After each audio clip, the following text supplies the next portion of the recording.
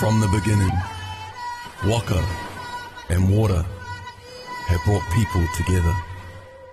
From the heavens, from distant lands, from around Aotearoa, New Zealand, our ancestor, Te Raki Whakaputa, claimed Whakaraupō for his descendants. Now we, Te Hapu o Ngāti Wheke, are its guardians for ours. The ocean sustains us, carries us, and today it unites us.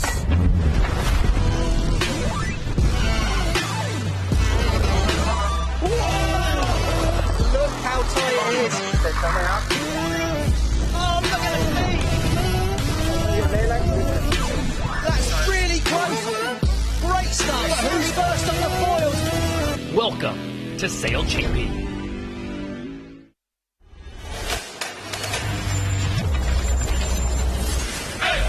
Waves crash underneath, sound like thunder speaking. Flying cars and machines, driven by the world's best, yes. Powered by nature, raw passion, all action. When it takes, racing on water, racing with impact. Give it all, everything, give it all, everything. We are racing, when it takes, we are SailGP.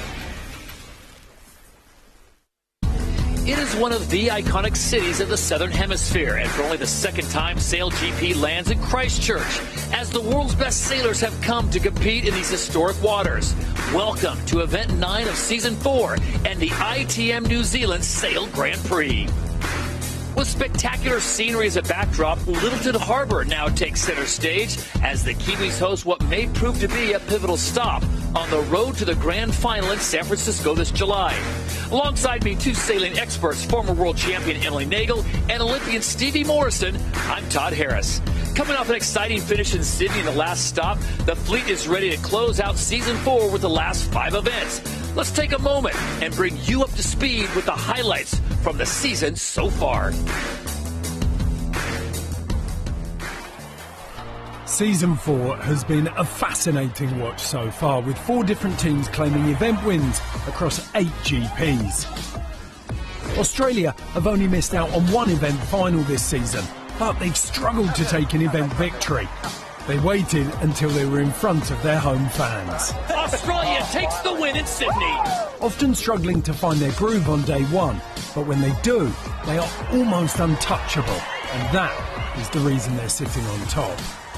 New Zealand are at their home event and are in second place overall. They've won 3 event titles this season. The Emirates winning moment will go the way of the Kiwi. What makes the Kiwis such a formidable prospect is their outright speed and ability to perform across a wide range of conditions. Rockwool Denmark have been flying below the radar, finishing second in 3 finals and securing 2 fourth-place finishes so far this season. They showed a new gear in Sydney. Here goes Nikolai Sehersted back into SailGP. And it's the right time to peak, especially when the points are close. They'll be desperate to hold on to 3rd place. Spain are the best performing young team, trailing Denmark by just 4 points. It's an exciting era for these athletes. And for the first time in SailGP history, the young team from Spain will bring it home. France have had a disappointing season compared to Season 3, but they are capable of causing an upset any moment. France shows their true colours, but this could be a little too late. Further down the overall leaderboard, one team that impressed in Sydney was Germany. 3 in a row for Eric Heil off the bottom of the line. They were the best starters by far. If they can improve their boat handling, they could rocket up the leaderboard.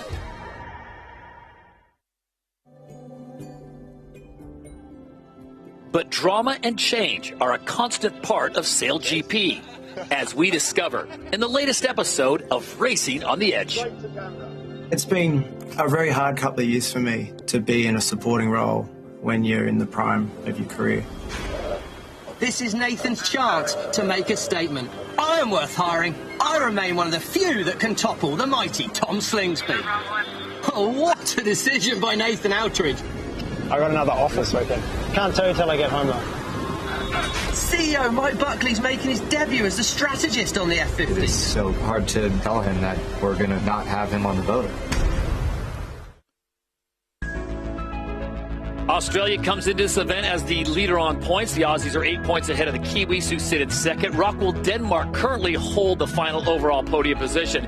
The next three teams are separated by a mere 3 points and are still in the hunt to take one of the top three spots in the end of the season grand final. Canada, winners of last year's event in Christchurch, sit in 8th place. But in contact in yesterday's practice racing has already left a serious mark for Emirates GBR. Great Britain need to keep clear. Yeah, there's contact. Whoa, that was solid contact. But I imagine there'll be proper damage on the Brits there, and that's not going to be good news for them. Yeah, we had a shocker, absolute shocker. Ultimately, it was a poor starboard. We were in the wrong and had to put our hand up there. And yeah, I mean, I just had no idea where they were. Didn't see them. Yeah, we came together too close. It's on us. We just didn't see them. The jury and the powers that be are going to have to decide on what that means for penalty points. There's a few possibilities there. Could be a lot. Could be. Either way, it's not going to be good. Put it that way. And the punishment has been handed down. The Brits will start the event down 8 points after their collision with the Spanish. Plus, as we just saw in the overall standings, they now sit on 41 points as they lose 4 on their overall total. We are scheduled for 3 full fleet races today, followed by an additional 2 on Sunday, after which only the top 3 teams on points will race in the event final. Remember, 10 points are awarded to the winner of each race, all the way down to a single point for last place. Here's Stevie Morrison with a preview of the course here in New Zealand. But teams need to be behind the line as the clock counts down to 0. It's then a speed race to mark 1.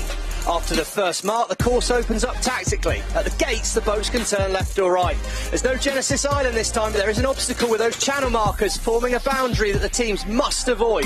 The F50s are only fast when they sail at angle to the wind. So tactically, the course opens up. They can choose their own path, trying to find the fastest way around. It's a steadier breeze today, so it's going to be a boat speed race. It's about accuracy of setups, driving the boat hard to finish first in front of the fans. And you can't come to Christchurch without a traditional waka and a blessing on the course. And we are so grateful to the locals for allowing the ITM New Zealand Sail Grand Prix to take place in the sacred waters of Lyttelton Harbour.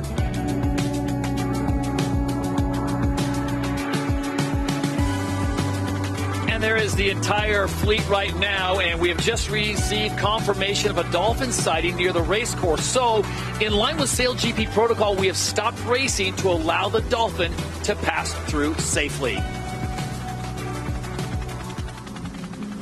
This sanctuary contains a number of internationally vulnerable marine species, such as the Hector's dolphin. And SailGP is committed to minimizing risk to the native marine environment and has comprehensive protocols developed in conjunction with local authorities and experts to avoid contact with wildlife. Now, experienced and trained observers are tracking the mammal to ensure its safety and will communicate its whereabouts and react where needed.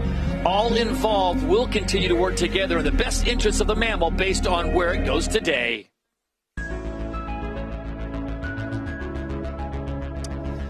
And there is the scene down on the water right now. A mammal has been reported on course, so pretty much everything comes to a complete halt as we get everyone into position, and we will try to get back to racing as soon as possible. Gives us a good opportunity to go down on the water. The fourth member of our broadcast team is none other than Olympic silver medalist Lisa Darmanin. Todd, the wind is looking fantastic for sailing today. We are in a holding pattern. No F50s have been training yet. The wind is around 17 kilometres per hour from the east-northeast, gusting up to 26 kilometres per hour. It's super flat out here, so it'll be fantastic when we get underway.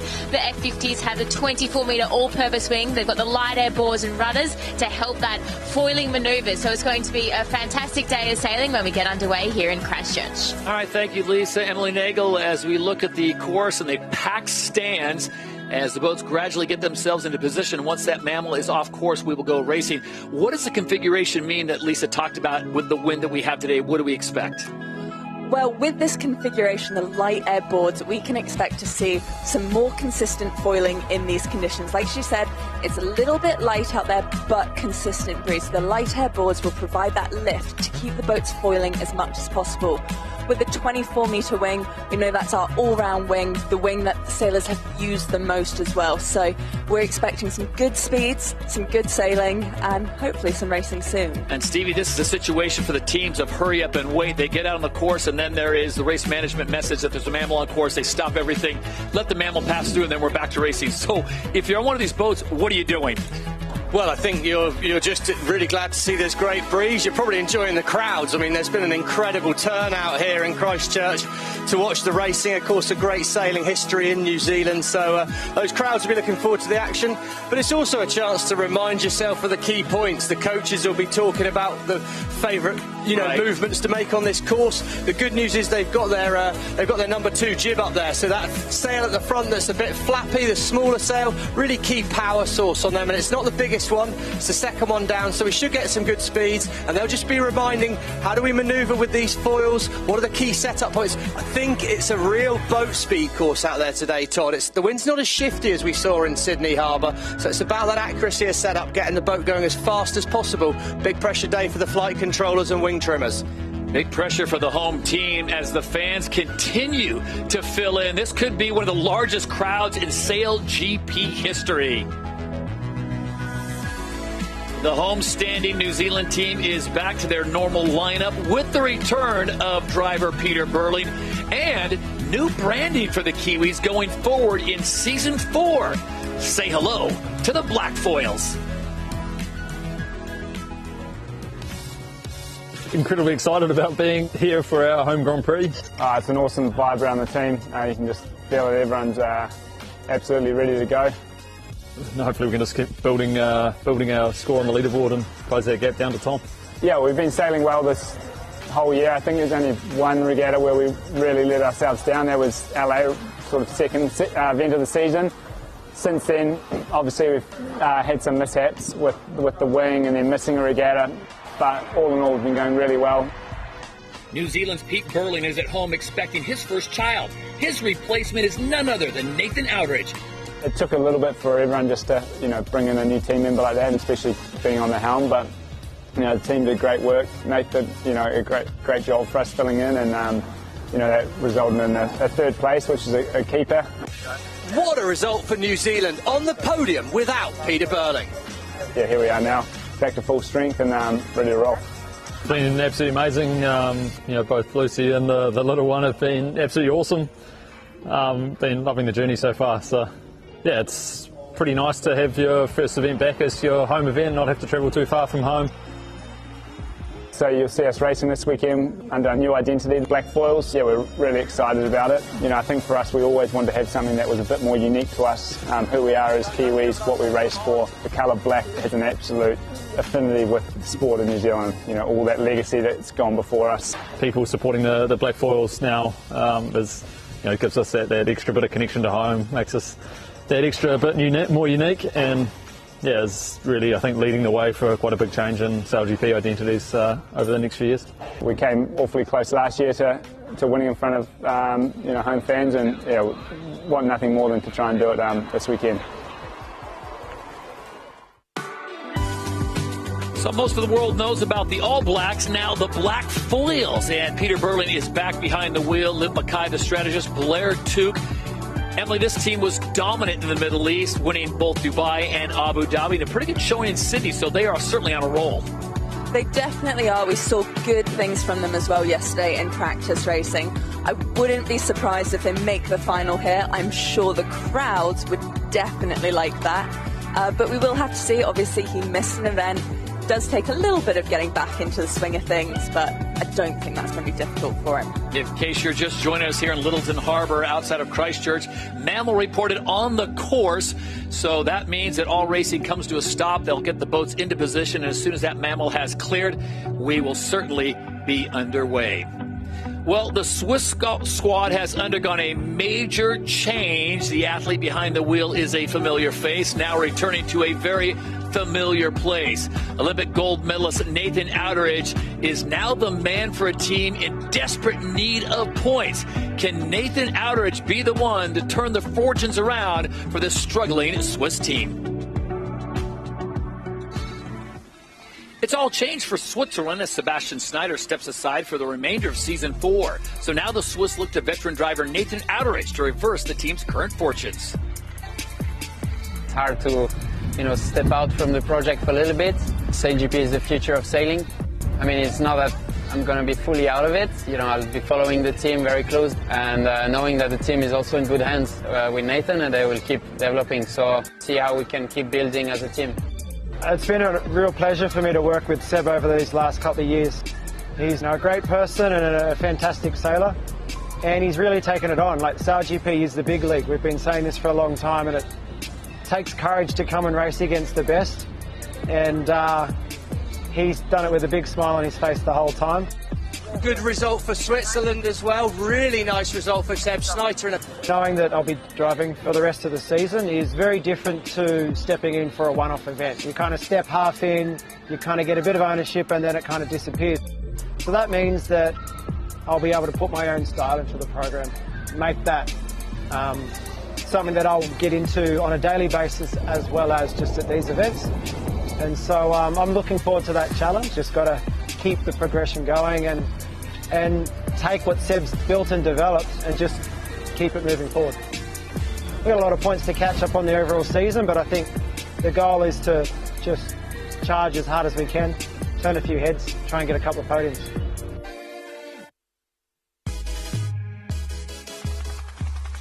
This is event 9 of season 4 at the ITM New Zealand Sail Grand Prix Christchurch.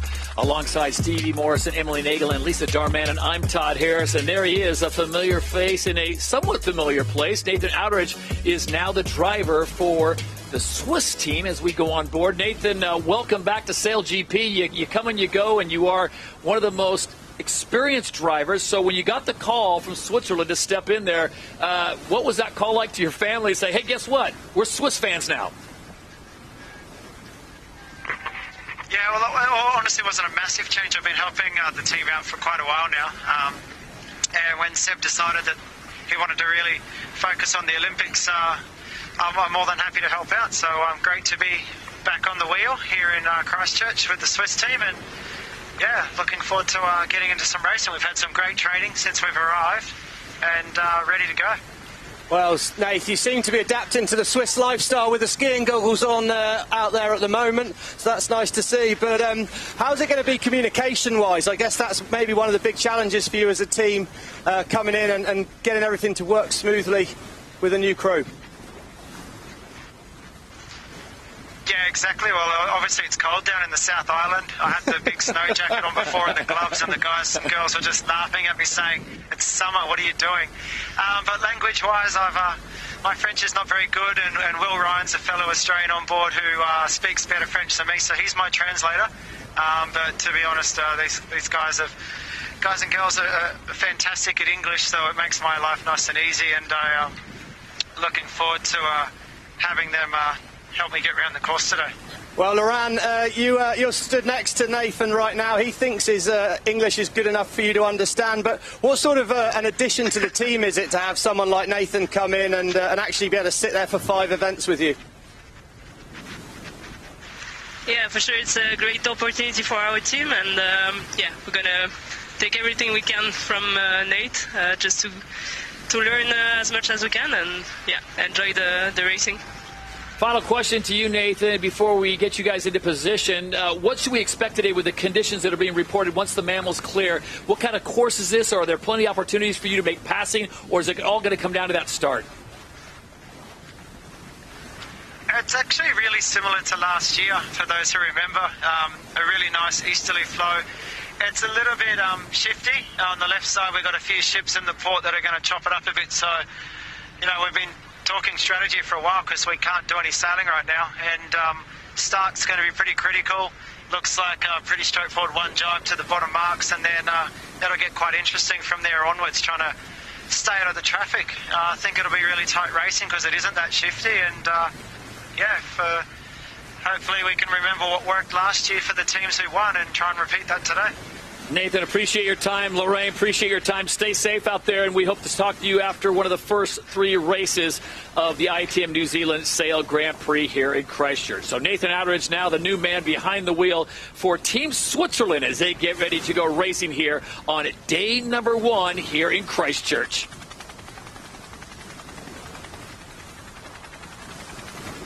Well, right now we have a pause on the course because we have received confirmation of a dolphin sighting near the race course. So in line with SailGP protocol, everything comes to a stop and we allow that dolphin to pass through safely. So all the boats in position, ready to go once the dolphin has been cleared from the course and we can get back or start racing as the case may be here on day number 1.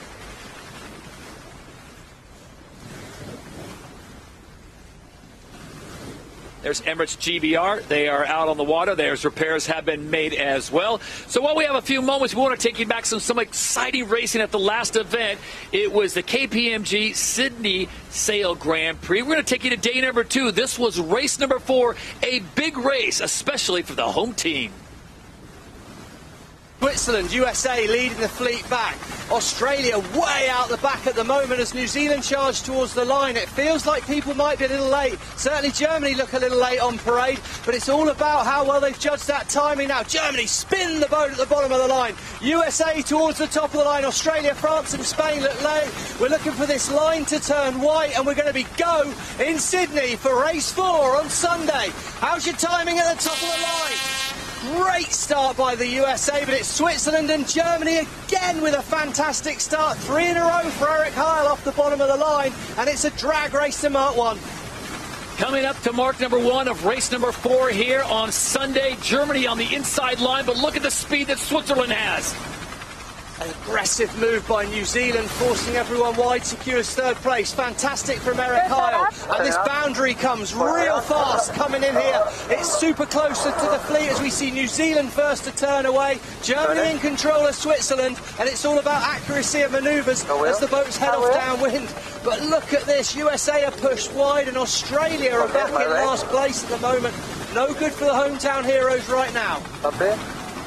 It's all about who can make the gain with minimum manoeuvres. It looks like Germany going to be able to turn left very easily, Switzerland turn right. Who is going to be the first boat to make the overtakes here as we see New Zealand coming in 3rd, but which way is going to favour? Will Switzerland gain sailing away from the wind shadow of Genesis Island, or will Germany gain by minimising manoeuvres heading that way? It's going to be interesting. We're going to learn a lot about the course in the next 60 or 90 seconds.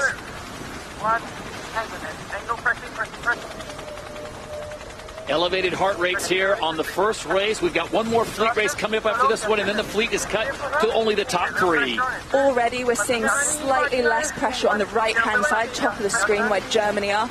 They're down in 18 to 20 kilometres now pressure, while Switzerland have had up to 23 at the bottom of the screen. But it's tight. Germany has the right of way. Switzerland need to be assured they're ahead. New Zealand are getting set back into the pack here. Outridge had to dip away, but it's Germany. Well, it's all pretty even. Not a lot in that at the bottom of the course there.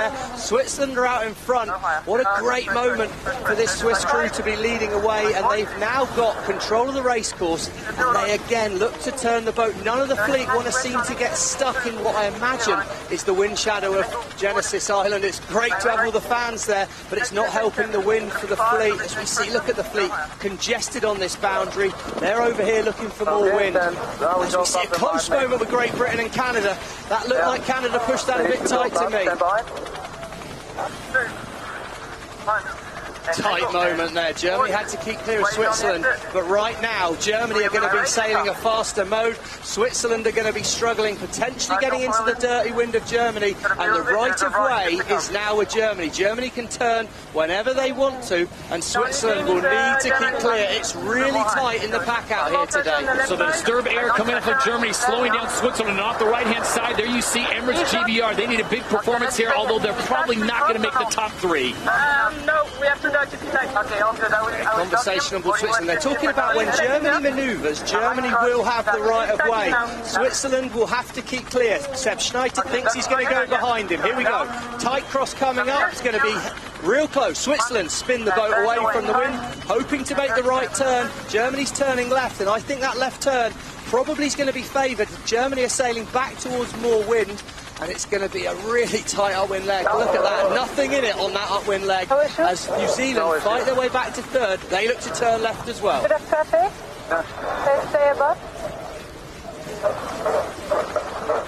We go between them. The race to the final is on. Currently, we're still seeing the same top 3 teams, Denmark, New Zealand and Australia. France still have some work to do if they want to make it into that final. Heartbreaker for France. See, this is going to be, what, the 3rd race in a row where they're going to maybe just miss out by mere points? Yeah, there are a few points back at the moment, Todd, for sure. It's been a bit of a tough break for them, but it's interesting how tight. The wind's a lot steadier today, and the fleet is so congested right now.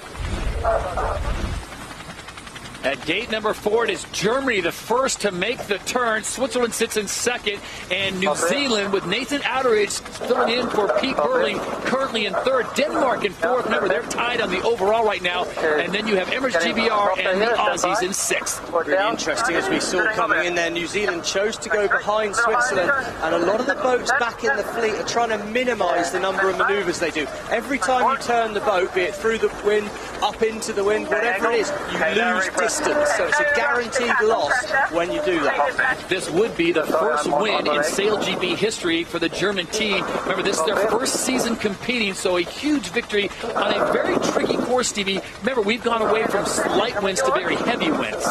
And just look at this performance by Germany. 100% fly time, the only team to stay up in the foils for this entire race. So can they maintain it through all 7 legs here of race number 4? They've got a sizable lead of over 150 meters. Remember, another fleet race still to come with numbers being crunched. And right now, it looks like it could be Australia, New Zealand, and Denmark in the event final to close things out here in Australia. But it's tight.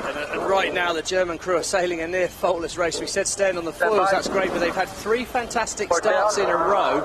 And this is a really solid performance. Again, setting up for the left turn. That's definitely a feature that we're seeing coming away. Top of our screen, that's a bay in there. There's less wind. And Germany, now they've got to be careful. New Zealand are entitled to room to turn inside here. Germany have to give New Zealand room. Are they clear ahead? I think it's tight. I think they're ahead. But don't be surprised for Nathan Outridge. He's going to press the button and he's going to ask the question of Craig Mitchell there. Germany had to give him room. That's going to go to the umpires. Did someone flag it? Nathan Outridge there, he's saying, did someone flag it? He's saying, did someone press the protest button? Liv Mackay, she's at the back, strategist, hit the protest button, and we'll expect to hear something from the umpires on that decision. Or not. 2-time Olympic bronze medalist Eric Heil of Germany takes a chance there. An aggressive move by Nathan Outridge as he comes in hot, and so far no penalty issued as they are now at mark number 6, and now it is a sprint to the finish. Yeah, we just heard from Chief Umpire Craig Mitchell that it was very, very close, but it's been given a clear green flag, so great sigh of relief for Eric Heil. So history in the making on day 2 at the KPMG Australia Sail Grand Prix Sydney. Woody in race number 4 and picking up their first win. It's Germany SailGP taking the victory in Sydney Harbour. What a start indeed. Stuart Biffle wing trimmer there. New Zealand bring it home in 2nd. That's great for them on the overalls here. Good result for Switzerland as well. Brilliant performances yesterday by Denmark and Nikolai Sehested, and then Tom Slingsby. Well, he's never too far away from the front. And back live in Lyttelton Harbour here in Christchurch, still waiting for the Dolphin to clear the course as SailGP protocol has said that we have delayed the start here. So waiting to get things underway. We are scheduled for 3 races today, and until that mammal clears the course, all racing will come to an end. There is the mammal spotting crew that's out there working with SailGP to make sure the mammals are safe and or protected.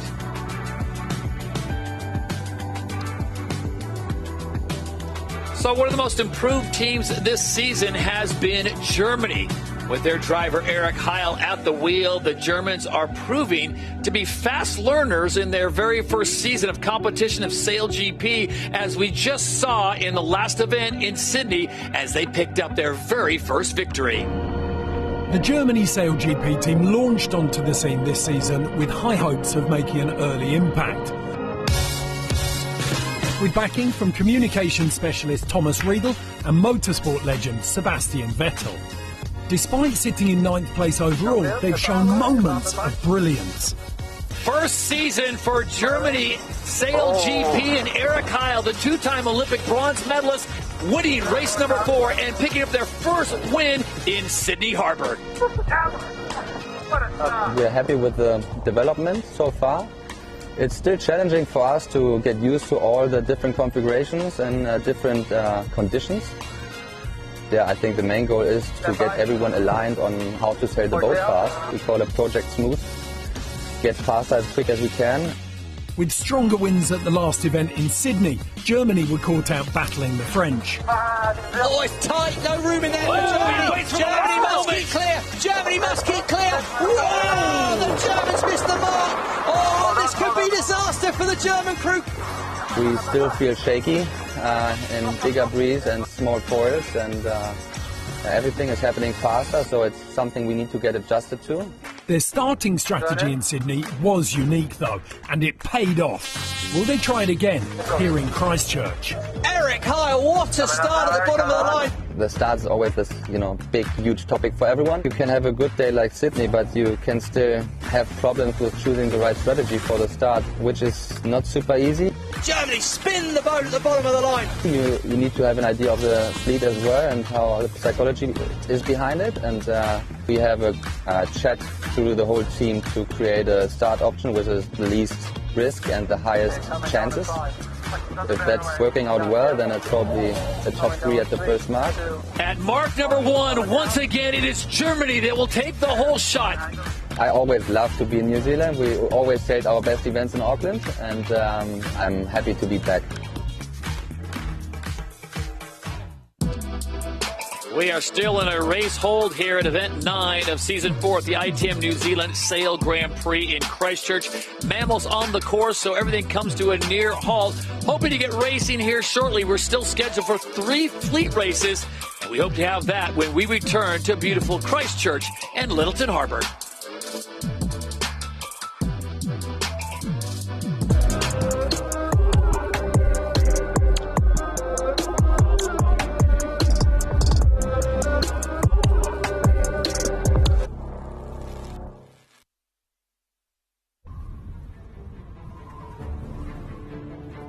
In the latest Racing on the Edge episode, the United States SailGP team navigates team politics as they try experimenting with their crew lineup in testing conditions ahead of the KPMG Sydney Sail Grand Prix. So in Sydney, we have a local weather forecaster, and the breeze goes up. It's arrows, coloured arrows. Red is light wind, yellow is medium wind, green is windy, and then there's brown, which means it's I don't know, don't yourself weather, basically. I mean, the intention was to give those guys a chance to get familiar with the course. 20 to 25 knots in the training with the inexperienced people. What could go wrong? This practice session giving some really challenging wind conditions for the inexperienced USA crew. CEO Mike Buckley's making his debut as the strategist on the F50. We tried one configuration today with Mike Buckley on the boat, and I think it was pretty decisive from the whole team that we were lacking power when we had Anna in the front of the boat. It's so hard to come to that realization and to say to Mike, who's an incredible friend and teammate and strong strategist, to tell him that we're going to not have him on the boat. I haven't spoken to him. I could tell by his body language that he was frustrated when Mark told him. Taking a chuck on they today. They haven't had the time on the water yet. You can't expect miracles. And the question is, are the new teams in the fleet going to survive? Keep it simple, all right? Stevie, the new USA team is leading the pack. Pretty good start. Well, look how your fortunes can change. The USA was in 2nd place. They drop back to 5th. Stevie, they go to the other side of Genesis Island, and look at the speeds. Oh, my God. He's so sloppy. Well, against all odds, Team USA finished its first race 6th here in Sydney Harbour. Hey, nice race, guys. I don't need the positivity right now. Taylor, we do need positivity right now because first time we're sailing these wind. Take it. Thank you, Ivy. Keep it up. Waves crash underneath, sound like thunder speaking. Flying carbon machines driven by the world's best. Yes, powered by nature, powered by nature. We are SailGP. And we are still in a delay mode here in Christchurch as we look to kick off day number 1 of the ITM New Zealand Sail Grand Prix. Why are we in a delay?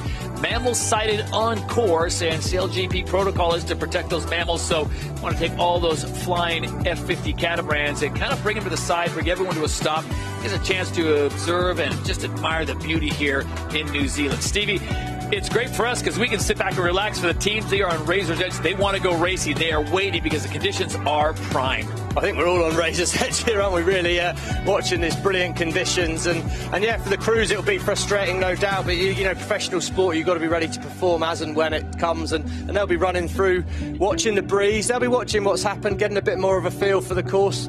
I'm sure enjoying the crowd, feeling motivated by it, and looking forward to getting underway soon, I hope. Well, the Australians, the winners of the last event, looking to keep it rolling, do what the New Zealand team did in the Middle East, win 2 in a row. But can the Kiwis hold the Australians from winning back-to-back?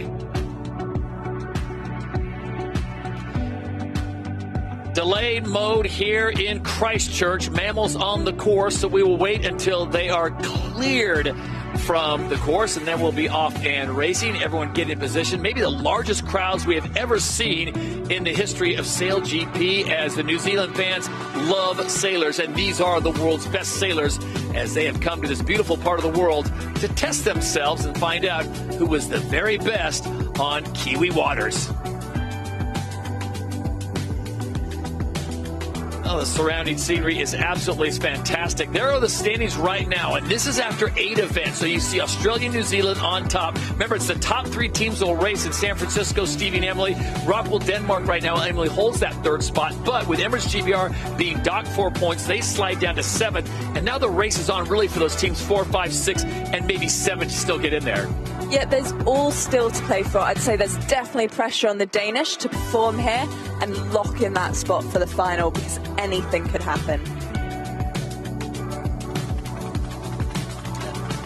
There are the 10 boats out on the water. They are just waiting for the green light from race management, and then they will go racing. It gives us an opportunity to go down on the water. Lisa Darmanin now has found herself with some familiar friends, as the Australians, a 3-time reigning and defending champions, took a few moments to talk to their fellow countrywoman, Lisa Darmanin. Here's Lisa with Team Australia. Tom, we're obviously under delay. I'm sure you guys are raring to go, but once you get into it, it's going to be all on. Yeah, we are very keen to go. Yeah, it's going to be tough with no practice, and then they'll just start us. It's kind of like your little warm-up lap in F1. We aren't going to get that. It's just going to be straight into it, but yeah, at least it's even for everyone. Well, Nina, you're back after missing Sydney, but what do you do in this time to prepare? Obviously, just staring at the window and trying to read the race course still. I definitely think that there's a few obstacles on the race course today, and just trying to keep your eye on that and what's happening with the wind, and that's the best we can do at the moment.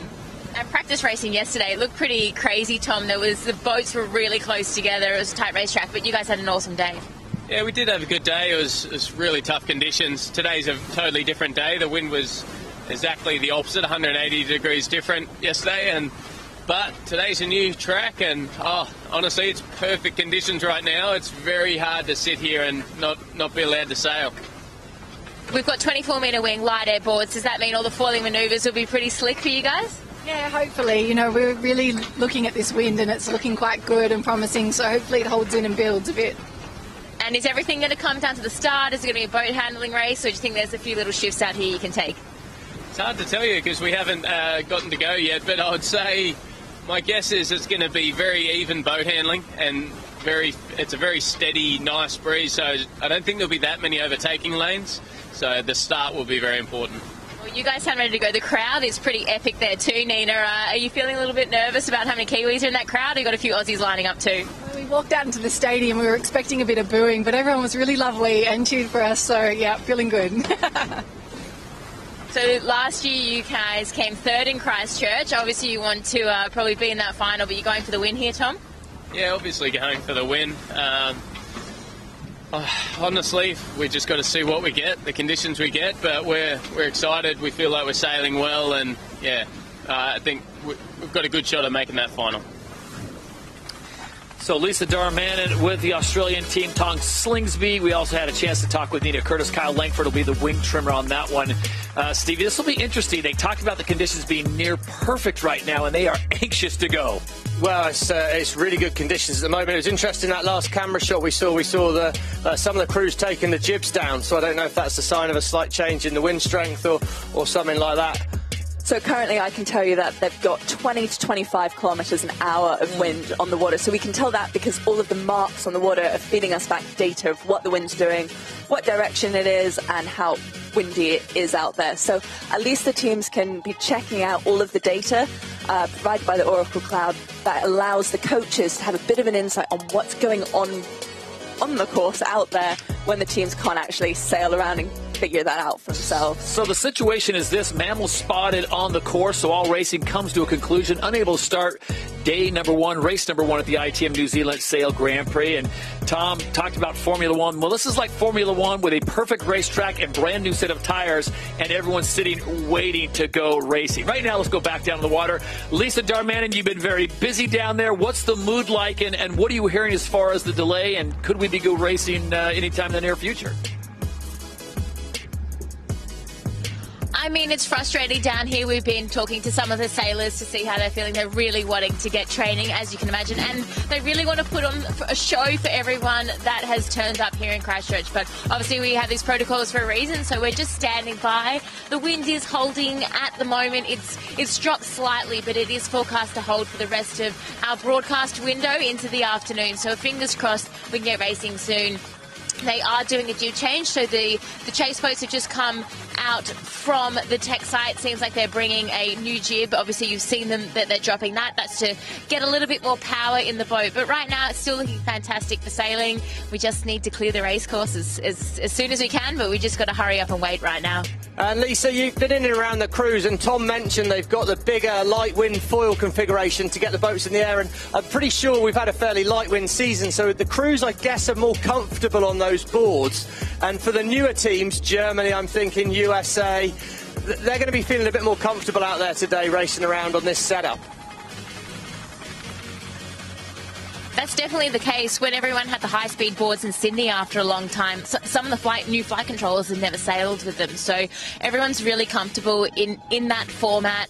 And although they're not going to get the training time to do their warm-up legs, they know how to sail this configuration. I think the difficult thing here is, as a sailor, you're looking at the wind, you're amping yourself up for a big 3-race day, and then you've got to not expel all that energy thinking about that race. So they all seem pretty relaxed. They're professionals at this, doing that. But yeah, it's quite, I think once they get underway, the one thing that they will do is they'll do their quick start routine, make sure that what they're planning is actually going to work, and then they'll roll straight into it. So everyone's just, I mean, as sailors, we're used to having to wait for too much wind, too little wind, and they're very used to these pauses and waiting, but it's just a different reason. So everyone's chill. They want to go racing. That's why they're here. All right, thank you very much, Lisa. We'll check in with you as soon as we hear something. Emily, I've got to ask you quickly, is everyone making that jib change, or is that just an option of, hey, we don't feel like we need to go there? No choices for the teams. That is universal. All the teams have to put on the J1. So that's the biggest jib that they have, which means maximum power. So hopefully some good foiling action once we get going. Well, Stevie, it's hurry up and wait time. I tell you what, it's a lot of, I guess, anticipation. The biggest crowds we've seen in SailGP and perfect conditions. We want to go racing. Yeah, of course, we want to go racing, but this is, protocol that we're keen to look to. And a great camera angle there of the crowds. I mean, they're getting a bit of a show from the wing foilers out there. The Armstrong wing foiling kit blasting around in front of the crowd there. So they're getting a bit of a view to watch. Just shows the potential that we can do on the water. Well, while we have a few more moments, let's take you back to Sydney, Australia. This is race number 5 from the KPMG Australia Sail Grand Prix Sydney. This was a huge race for the home team. Where's Germany and Spain? We're going to expect to see them coming in bottom of screen. Here they come. This is the German approach. The late slingshot at the bottom of the line. It worked for them last time, but will they be found out? It's tight in above Genesis Island there. Look how congested it all is. Great Britain leading back here. Rockwool, Denmark, they're under pressure from New Zealand, but it's Germany. Look like they're playing their card at the bottom of the line. They spin in. Can Eric Heil get it right again? He's going to need to spin the boat pretty quick. Switzerland come down. New Zealand, Denmark are all tied up at the top of the line. It's all about timing now. Germany, 10 seconds to go. When will the crews start to wind it up? The fleet have judged it better this time. Spain, Germany, Switzerland at the bottom of the line. Look for the line to turn white, and it's going to be a clear start, is it? Oh, it's so early, I think, there, maybe for Switzerland. They look like they were really, really early. I think they're over the line. France, Contant de la Pierre, bullet out the gun on the blue boat, and he's going to lead us at Mark 1 from here. So at Mark number 1 of the 5th fleet race here in Australia, it is France that gets the whole shot. Spain on the inside and Canada and Phil Robertson on the outside. Oh, that was so close. Switzerland and Germany got penalties in the pre-start, so they're going to need to be at the back of the pack before they go. As we see Contant de la Pierre, he needed a good start. He got it. New Zealand are in the pack. Australia, again, a bad start for Slingsby. That was his last chance to practice that before the final, if he can get himself out of last place and guarantee that place, as Spain have had a good race so far. Now, this could be some big news, having Australia at the back of the fleet and France in first. That might actually have a little bit of a switcheroo if we're not careful. 2-point difference right now, so France would need a lot of help. They'd need Australia to stay in the back. Stevie, you know Tom Slingsby's not going to stay there for long, but France, with their best start of the entire regatta, they lead at gate number 2, and it is Spain in second, Canada in third, and the USA in fourth. Remember, this really doesn't harm Denmark and Australia and New Zealand because those boats are so far back of them on points. Well, that's right. As we see, look how tight it is setting up for the left turn here. Spain around, USA are going to go around clean, and Great Britain peel away. New Zealand have got a really tricky manoeuvre to do here. They've got to do a flip-flop jive. They've got to turn the boat, and then, he's going to choose to go all the way across on New Zealand. Nathan Outridge, last-minute change of mind, I think, there. Sets up for a right turn, but Australia, they're up to 8th. That should be enough for them at the moment, but they're not making it easy. Isn't this, Stevie, a typical Tom Slingsby setup? They don't really perform great. He wins race number 1, second in race number 2, then 4th in race number 3. Not a great performance for them in 4 as they finish 5th, but he does just enough to get to that final, and then he turns on the magic. This is the umpires, penalty Spain, relative Canada, not giving room at the mark. Well, that was a really tight moment there. Phil Robertson absolutely maximising it. Spain need to drop back behind Canada here. Costly for them if they're to have any hope. But at the moment, to be fair, Tom Slingsby's not making any mistakes. He'll be frustrated. We know how Tom can get into himself. He can be very hard on himself. He needs to probably just take the weight off his shoulders. He's got the pressure of that home crowd. We know how fast they can celebrate. Look how smoothly they're setting up there. Jason Waterhouse, flight controller, always renowned for pushing that ride height really high. A tight moment here. New Zealand has the right of way. They set up to manoeuvre, though. They're going to turn right in front of the Australians. This could be a little dress rehearsal for some manoeuvres in the final itself. Is New Zealand comfortably ahead? They are. Should the boats overlap, New Zealand are going to need to be careful. It's tight coming into this gate. Just judged perfectly by the Kiwi crew. If they could make it down to that left turn, as we see now, France boosting out in front of the Canadians. The Canadians have had a dirty weekend. Australia now, they're suffering. That's the wing wash, the disturbed wind from the New Zealand boat. That's not helping Australia.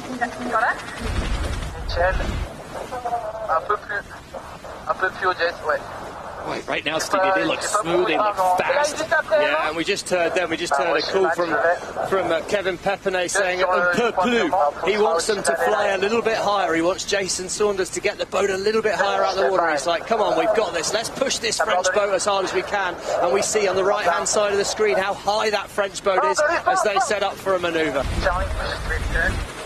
On the final leg of race number 5, France shows their true colors as they make the turn and head to the finale. It will be the French getting the win here in race number 5, but this could be a little too late as their case to make it into the event final is going to come up just a little bit short. Canada with a nice bounce back after having mechanical issues yesterday. It looks like they're going to hold on for second place, and the USA will come in with their best finish of the weekend, finishing in 3rd. Nice finish for the US crew there. Good confidence booster, and what a tough weekend for the Canucks. I mean, they've had a really tough day yesterday, tough first race today, but that's more of what we're used to seeing. We might get a And a better performance here by the USA team taking third. They've really struggled this weekend to be consistent around the course and get through all their manoeuvres, but some solid improvements there. And you see Spain come through. Denmark will get fourth. Emirates Great Britain will get fifth. The Spanish, as Emily pointed out, Stevie, they needed to win that race and get some help. They were up there for a while, but they just couldn't stay up front, and they'll finish in 6th place.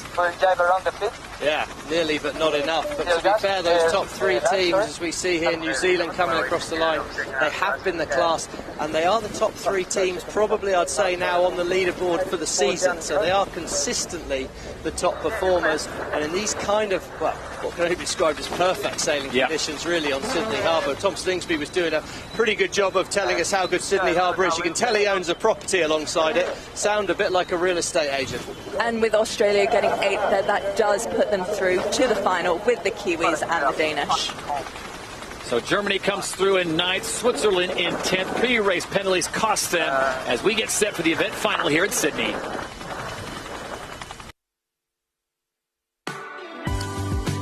We remain in race delay mode here in Lyttelton Harbour at the ITM New Zealand Sail Grand Prix Christchurch as we receive confirmation of a dolphin sighting near the race course. So all racing has to come to a complete stop. Massive crowds on hand as they continue to enjoy the beautiful weather here in Christchurch, and hopefully we get some racing. We were scheduled for 3 races today, but we have been in delay mode for quite some time, so we'll see how that all plays out. And we'll see if that is able to clear, because the conditions, as Tom Slingsby told Lisa Darmanin, things are looking very good out there. Perfect racing conditions for the foiling F50s. So all the teams are on the course. They are ready to go racing. They don't need a lot of time for build-up. They'll give them a chance to get themselves in the start position, and then it will be off and racing when the mammals have cleared the course. Right now we're going to go back down on the water, and Lisa Darmanin catching up with Nikolai Sested of Denmark and Anne-Marie Rendon. Nikolai, we're still waiting for the Dolphins, but how do you think the wind's going to fare? Is it going to hold for the rest of the afternoon? Yeah, I think it'll stay in until at least until the end of the broadcast window. It's filled in nicely, and we have this funnel down here in this bay, so we're going to be fine for Prix the whole afternoon. And Anne-Marie, you're back with the team. It must be good to be back in the strategist position. Have you fit straight back in? Yeah, it's been awesome. It's always good to be back with the team, and they're doing an amazing job to sail the boat now. And yesterday was a bit of full-on day, back windy conditions, but yeah, I love it. It's so fun. It's not as shifty as yesterday, Nikolai. What sort of race course are we looking at? Obviously, you're trying to prepare without much training. Yeah, the key now is to pick the right strategy, because we don't have any time to warm up and test things. So we already picked the start strategy, the race course strategy, and then yeah, we're obviously basing it on data and wind directions around the race course, and then you just gotta hope that you pick the right strategy. The key, at least as a start, is that you pick the strategy that the fewer teams will do. You want to be out of phase with the fleet, so you don't have too much traffic. But let's see if we pick the right one. Well, hopefully not too many of the sailors are listening, but which way are you going? Can you tell us, Anne-Marie? No way. We are keeping it really tight. Well, have an absolutely fantastic day sailing. Hope you guys get racing soon. And I know you've come a long way, so fingers crossed you get racing soon. Thanks a lot. It's beautiful here, so it's not too bad. Yeah, thank you so much. And the Danes currently sitting in 3rd place overall on 52 points, 14 points behind the leading Australians. But more importantly, they're in a top 3 position, so that would get them into the grand final in San Francisco for the big dollar shootout come July. Well, there's the situation, still in delay mode as all 10 teams are out on the water, dressed up and ready to go racing once we get the all clear that the mammals have cleared the course here in Christchurch and Lyttelton Harbour. Those are the protocols that the SailGP outfit has agreed to, and so we will adhere to them. Hopefully we'll be able to go racing in the very near future.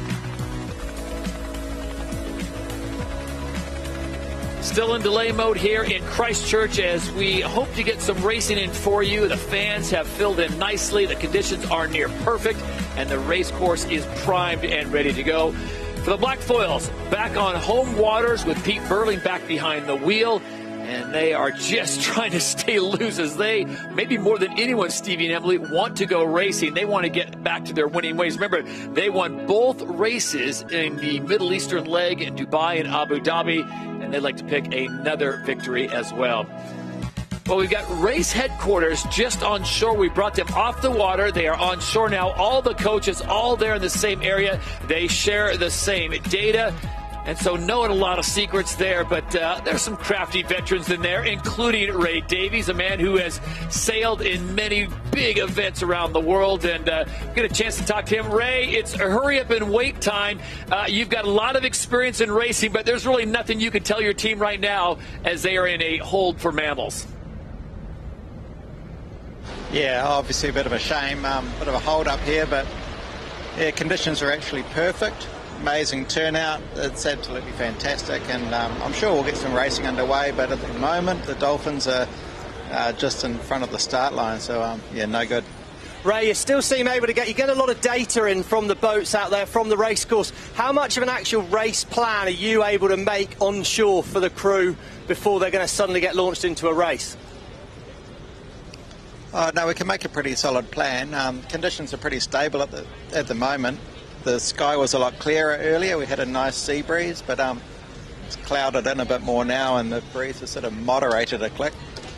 But yeah, no, we've got a bit of a cunning plan up our sleeve. You've got a cunning plan. Well, that is good to hear. Josh Jr. in the background there looks pretty happy with it. Give us a little hint of that. What's the priorities? Is this a starting day, or is there going to be overtaking opportunities? It's very straightforward. We just listen to Josh.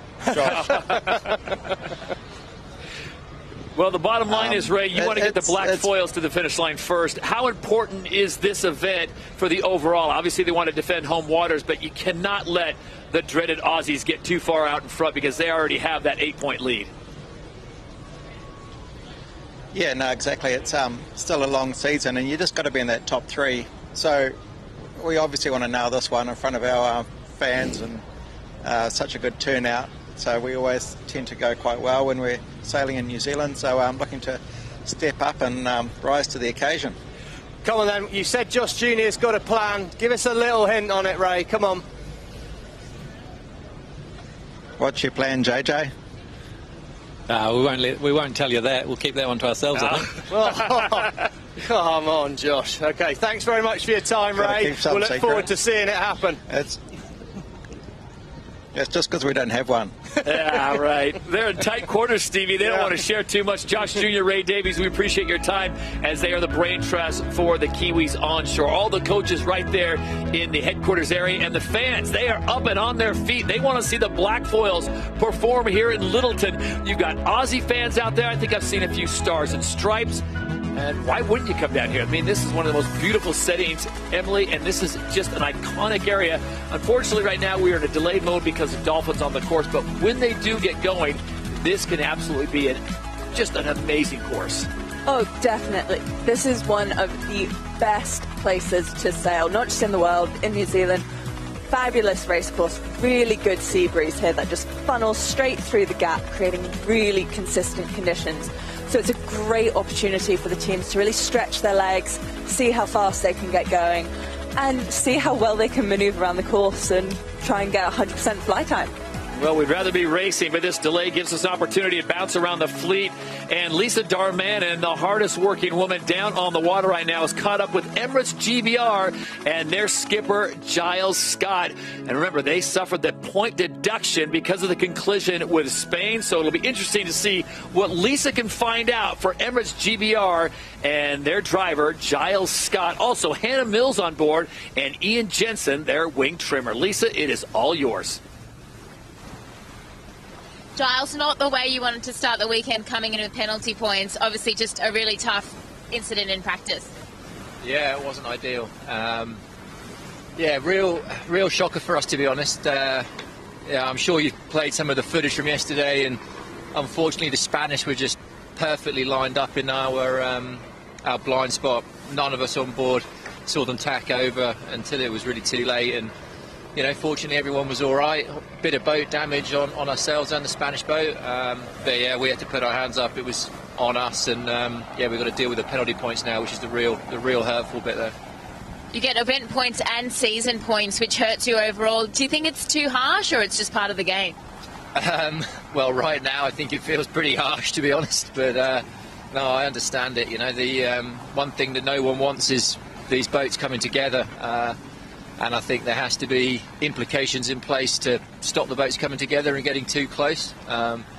Yeah, unfortunately we're on the wrong side of that, and yeah, as you say, the penalty points are seriously painful. But yeah, we're going to have to try and deal with that. And you know, the holder that we've got today is, I think it's, you know, it's understandable, but yeah, it feels like a little bit like one thing after another. Those 8 points get, you know, they feel more and more with fewer races that we're going to do this week.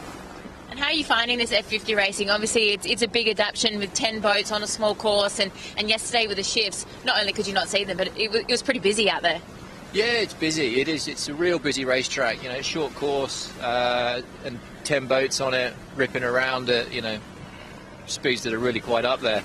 But yeah, I think I kind of said it that time is a pretty huge commodity in these boats, and I'm certainly on a learning curve, and yeah, we did our best to stifle that curve a little bit yesterday. So yeah, really, you know, not a great start, but yeah, we'll do what we can to move forward.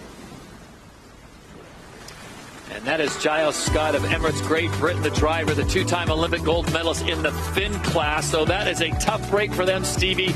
It's a tough thing to do, to fill in for someone like Sir Ben Ainsley, and then you get docked those points. But it was just one of those situations, like he said, just in their blind spot. Yeah, I think there was plenty of things they would probably do differently if they had the other chance. Fundamentally, it was a mistake. People make mistakes, and you've got to move on. I mean, a very mature interview, wasn't it? But it's really hurt them in the standings. You know, they were tied with USA and France.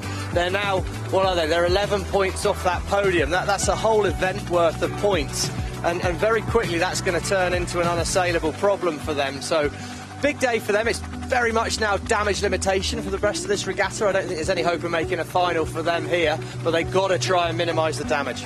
So 8 points in the hole for Emirates GBR. We'll see what they can do to dig themselves out of it. But right now we are still in delayed start mode here at the ITM New Zealand Sail Grand Prix in Christchurch. Well, the fans are ready to go racing. The conditions we have heard from both sailors and coaches are absolutely perfect. And fingers crossed we can get the mammals to move along to deeper waters and they can clear the course and we can go racing. But until then, protocols are what they are, and we are in a delayed start mode here in New Zealand.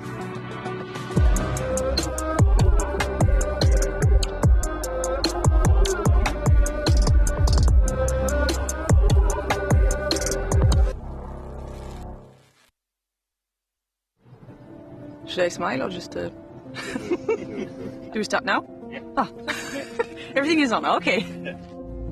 Both been sailing in the Olympic scene. We did at least 10 years, both of us. Yeah, we met when we were sailing the NACRA against each other, actually. Met up and started going out together back in 2015, so a while ago now. I joined the team 3 years ago now. It was in Bermuda. Had the opportunity to sail with the Kiwis while Peter and Blair were going to the Olympics. And managed to sail a full season last season with the Swiss team. It was actually always pretty easy to sail against each other, just because, I don't know, I think we are respectful sailors, and yeah, I quite liked it actually, I think, beating him on the water. I think it was the same for him. It's just, you know, funny when you go back from the water and you can have a little chat about that. So Jason Saunders from the Swiss team, he's moved across the French team, and then Francois Morvan, who was with the French, he's turned Swiss. Competing against each other and then moving into competing in the same team. For a start, it was good because it meant that she stopped beating me, so it was nice to actually join the winning team. It was a bit weird the first time on the boat, hearing him, you know, just with the rest of the team, but it's just nice to, when you have good moments, to be able to share that together. It's like a family with this French team, and looking forward to the next year. It makes it, it's going to be a pretty exciting year. You sleeping? Not really. Yeah, when we decided to try to have a baby, we were like, oh, is it a good moment? But it's never the good moment. We just said, okay, let's go and we will see what happens. You know, looking back on these moments in 10 years' time, we think we're hopefully going to be proud of what we're achieving now, and we hope that also our son, and he's going to grow up in some, manage to do a bit of travelling, see the rest of the world, and see what his parents do, and hopefully he'll be proud of us one day as well. Waves crash underneath, sound like thunder speaking. Flying carbon machines, driven by the world's best. Yes, powered by nature, powered by nature. We are SailGP. Are absolutely perfect, and fingers crossed we can get the mammals to move along to deeper waters, and they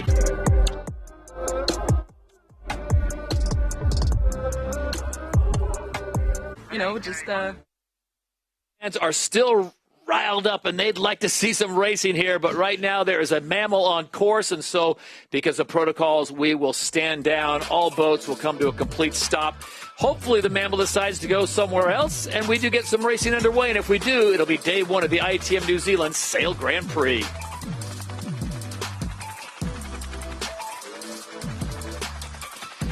Still a race delay mode here. All the boats are sitting still, and it's unfortunate with the perfect conditions, but unfortunately that is the way it is with the protocols with mammals on the course.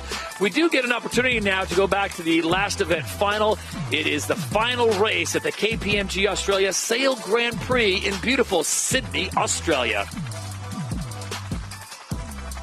There's a lot more space out here on the start line. We can already see the boats a lot further apart. I like the fact that Tom Slingsby was the last boat back and he's leading the fleet here. The rest of the day he's been behind the boats. He's been the one trying to find an opportunity, whereas now he's in control. But how's this battle going to work out? It is aggressive out here. They're all saying they're close to the top of the line. That means advantage Outridge and New Zealand for me here.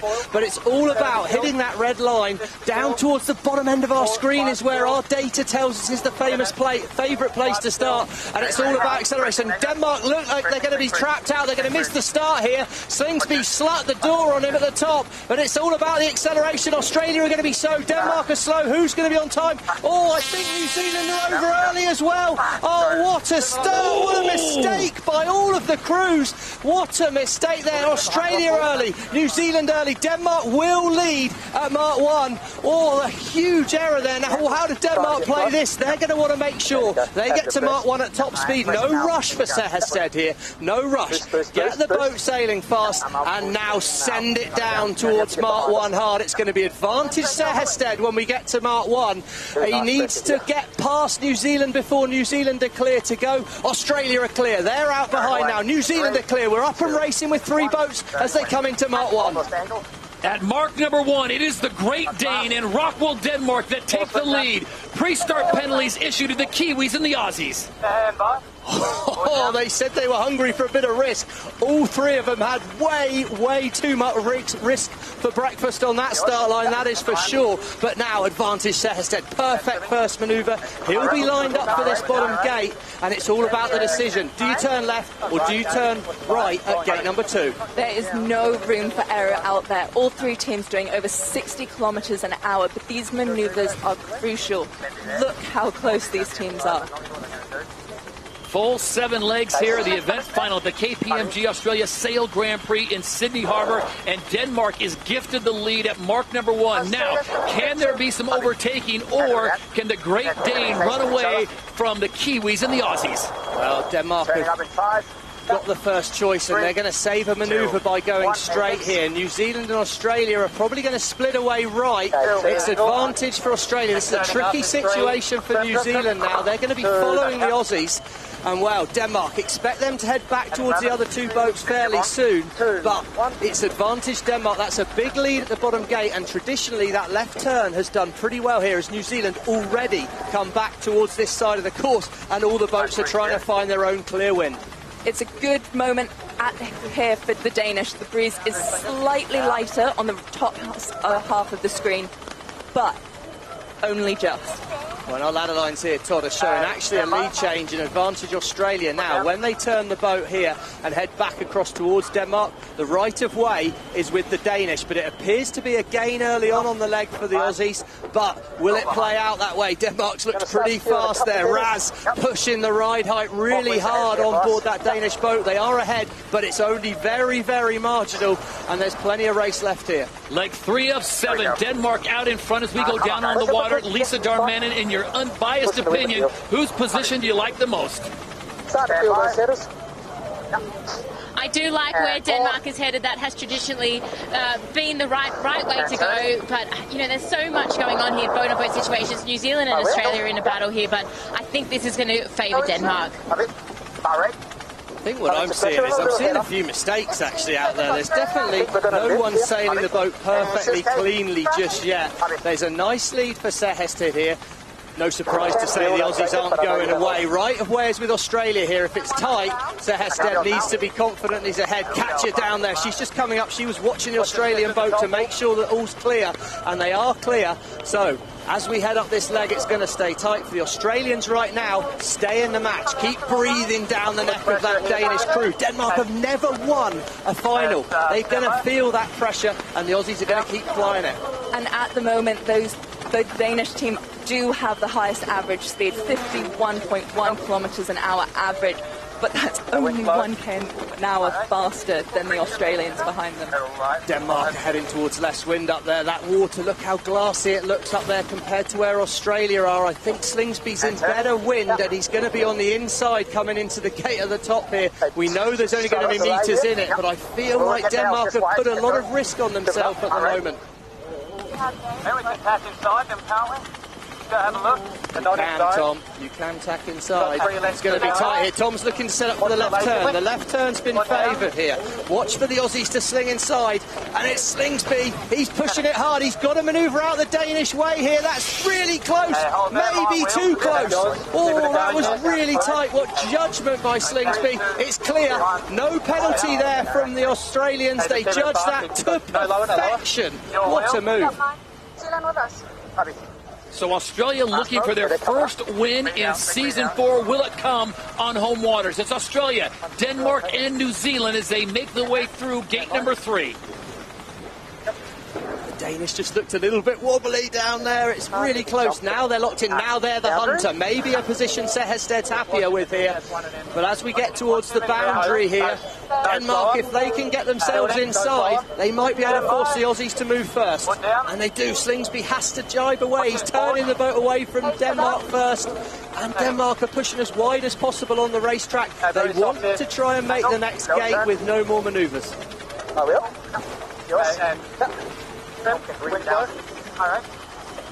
So it's down to the bottom of the course, back up around Genesis Island, then halfway back down, and then it'll be the sprint to the finish and the title.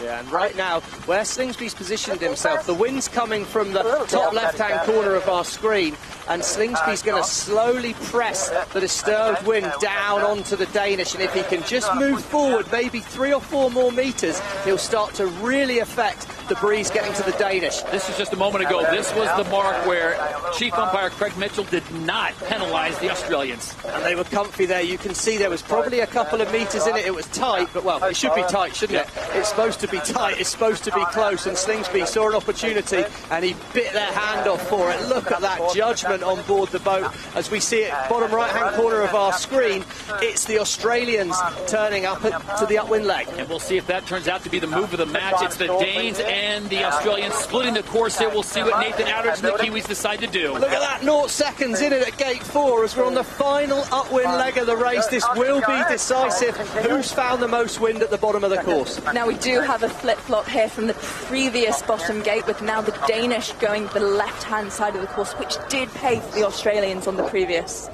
Rockville, Denmark, currently sitting in second place on the water. Australia out in front. Remember, this all started after pre-start penalties were issued to Australia and New Zealand, and the great Dane Nikolai Sehested took advantage of it. Now he's in for the fight of his life as he goes head-to-head with Tom Slingsby. Big mistake there. They turned too close to that red and white marker, and they had to do a slow manoeuvre. They're some 15 kilometres slower out of that, and look at that 100-metre loss in the blink of an eye. Unforced error. That's going to be costly for the Danish, and that could well hand the victory here to the hometown hero, Tom Slingsby.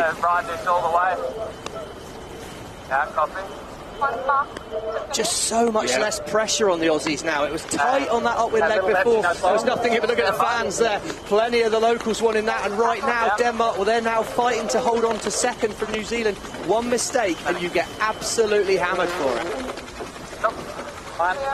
Is there time for Denmark and New Zealand to catch the ruse, Stevie, or is this going to be a situation where they're going to have to rely on a Tom Slingsby mistake? It's absolutely that. This is now only if the Australians make a mistake that they lose this from here. They've got total control. We know to the left-hand side of our screen there's better wind. I wonder if we have to go back.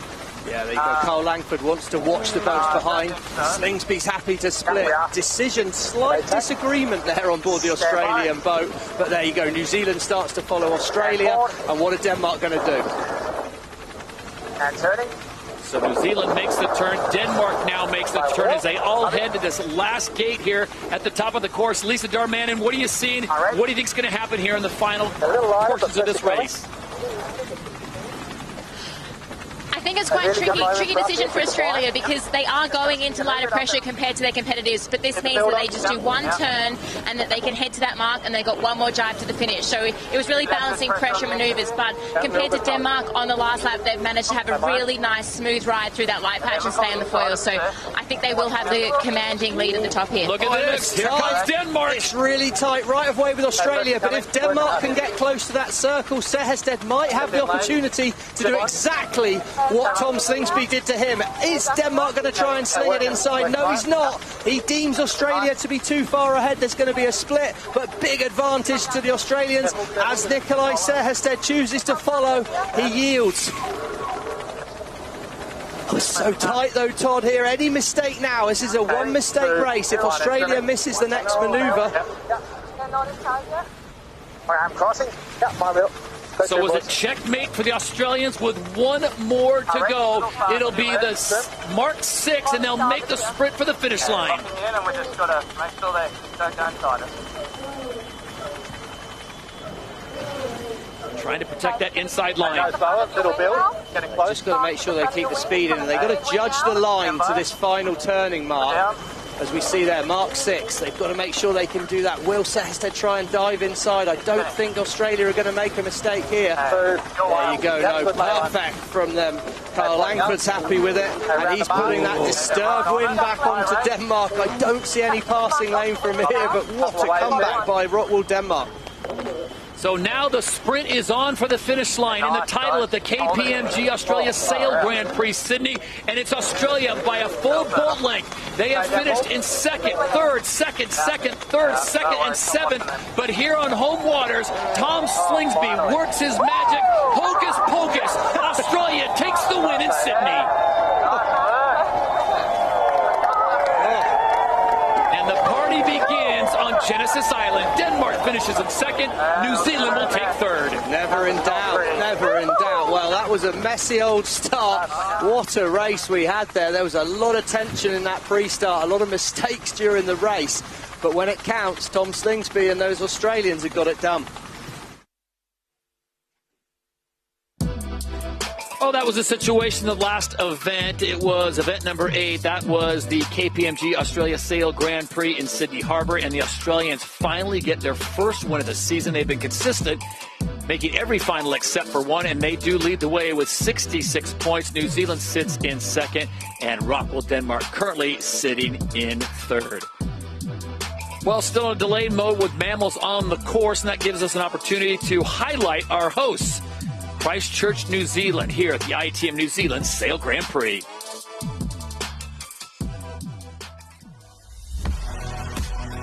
Christchurch is a city where you can enjoy a coastline that stretches for miles.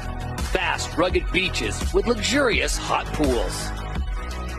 Above the ocean and harbor sits the city's ultimate adventure playground, the Port Hills, where there's a vast network of walking and biking tracks to enjoy. It's a perfect destination for those seeking adventure and tranquility in a city spoiled with natural beauty and endless spaces to play.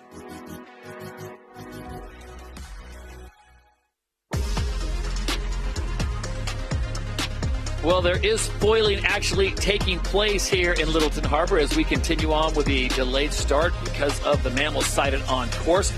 wing foiling. Stevie Ed is going down, and this is right down your alley. This is when I need to get a hold of you and I can't, I know exactly what you're doing. Yeah, that's right. Wing foiling is kind of one of the newer water sports. It's great early accessibility.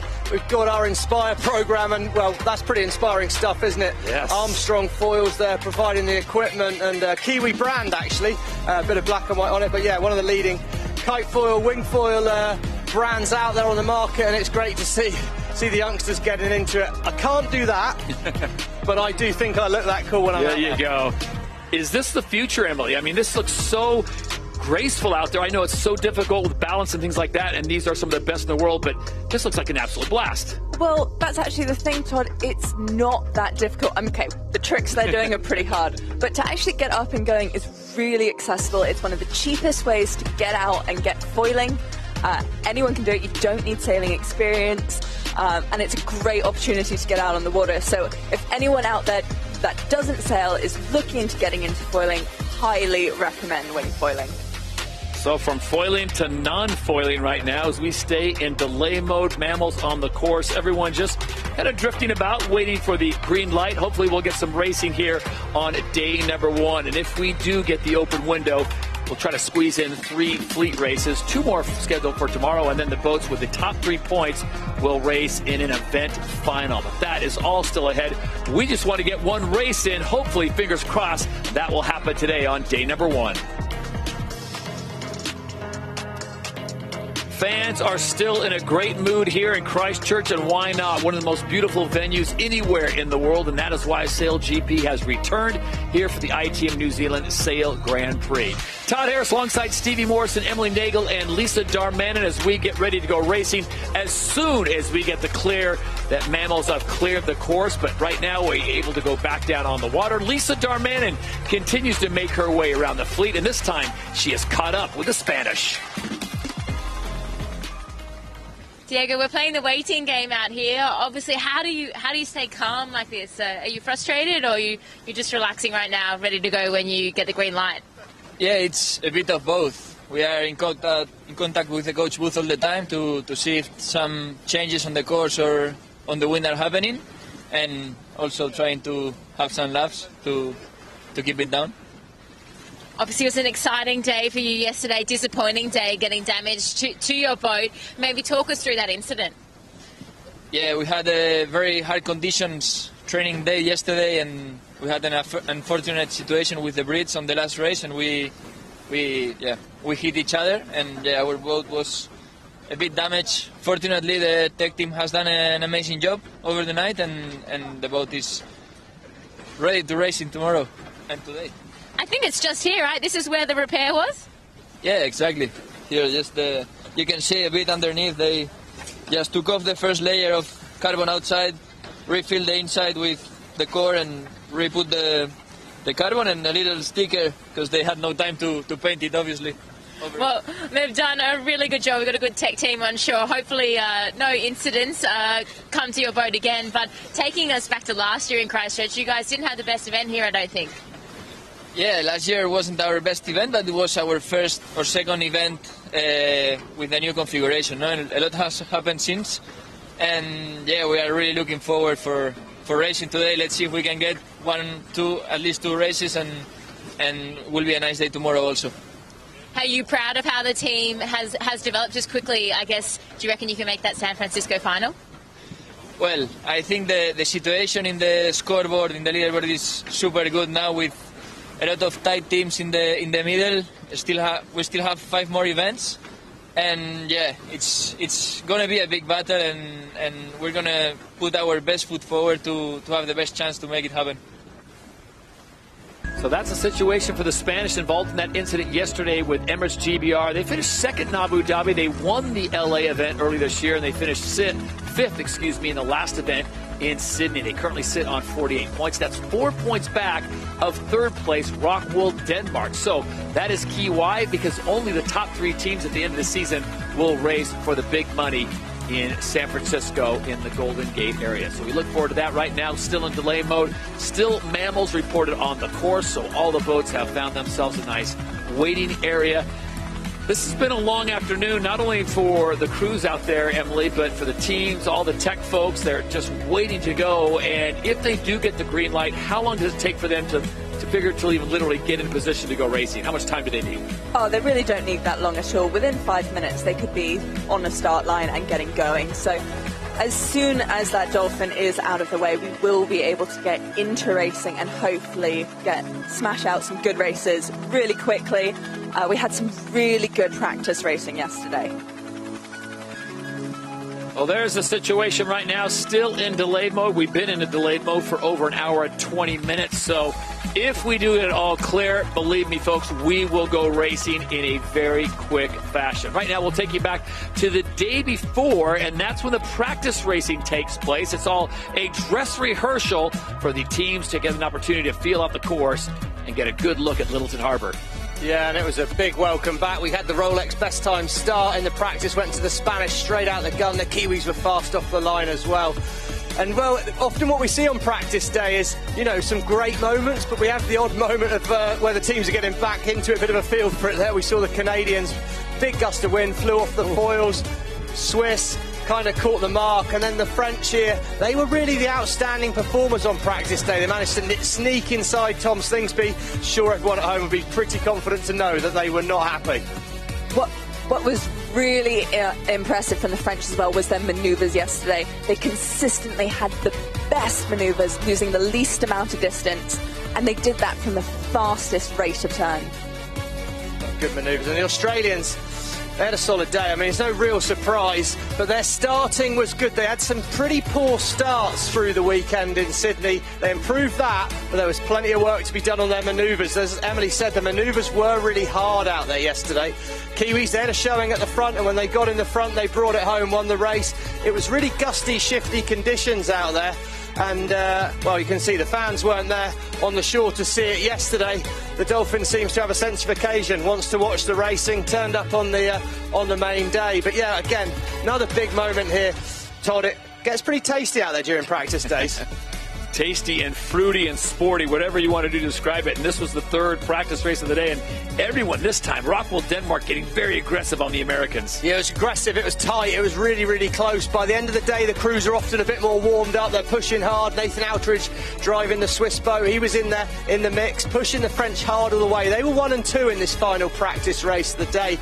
But perhaps the bigger story, perhaps the bigger impact on the overalls was this moment here. Just no one spotting it for Emirates Great Britain there, and look at that contact, big contact. It was on quite a solid part of the Spanish boat, but it was on a weaker area of that British boat. Disaster for them, 8 penalty points. They start with an 8-point deficit. And they need to be beating this French crew, who were on fire yesterday. There'll be no crew out there more hungry to get racing than the French, I don't think, because they were on form yesterday. So there is the current situation. We remain in delayed start mode with mammals reported on the course. All the boats have basically come to a stop. Their tech crews have pulled up aboard. The folks on shore, they're still having a good time, as this is maybe the largest turnout we've seen. Ticketed fans coming into Lyttelton Harbour, just a short drive from Christchurch, to see the world's best sailors. And they're still waiting to see the world's best sailors compete out on this beautiful amphitheater of a racing area. It's the ITM New Zealand Sail Grand Prix. This is event 9 of season number 4. And when we go, and it's not an if, it's when we go racing, it should be, Emily, spectacular, because the conditions, when they are right here, this is amazing.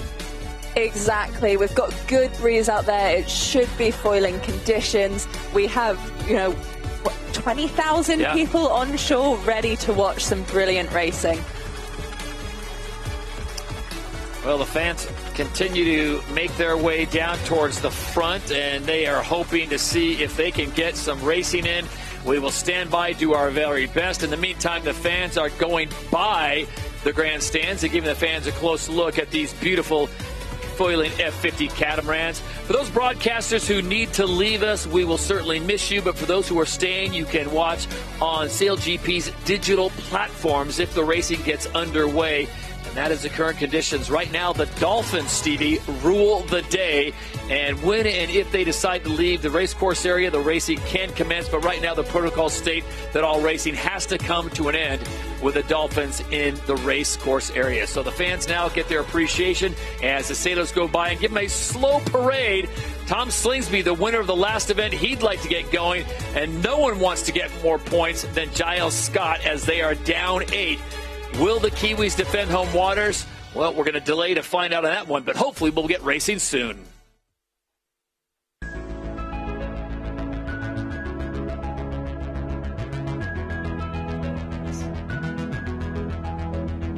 So Pete Burling taking a close look at everything, and we saw Diego Botín speaking about it as well. That is the same situation we have seen over the last hour. Let's go down to Lisa Darman and see who she's caught up with. Well, I've caught up with a few people. I was trying to fill my bingo card, but I'm still actually connected to Spain, just having a bit of a chat about the conditions. Right now, it's pretty much the same. We know that we can stay out here and go sailing, but looking forward to tomorrow, we are expecting a similar wind direction. It's going to be east-northeast and 25 to 33 kilometres per hour. So it could get a little bit sportier tomorrow. We'll get our fingers crossed. We've got a clear racetrack and ready to go tomorrow, but we will all be standing by here. You never know, I might be with another team soon chatting to see how they're feeling about this waiting game. Okay, we will sort things out as we get more information. It'll be a shame if we can't get any racing in today, because then that will put all the pressure, Stevie, on Sunday. And Sunday's already got so much pressure on these teams. Then we maybe throw in another race, and then it's going to be all for one on one day.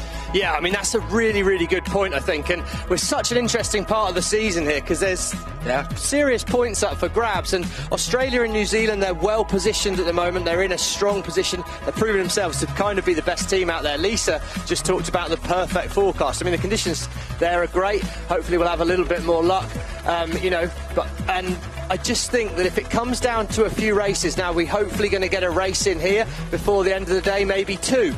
But it's still minimising the number of races. Less race, more jeopardy, and that means the leaderboard can change. And that is going to have the biggest impact, I think, on Emirates GBR. They're already down 8 points. So if we only end up with a few races tomorrow and nothing today, if they don't have a good one, they could end this regatta with negative points.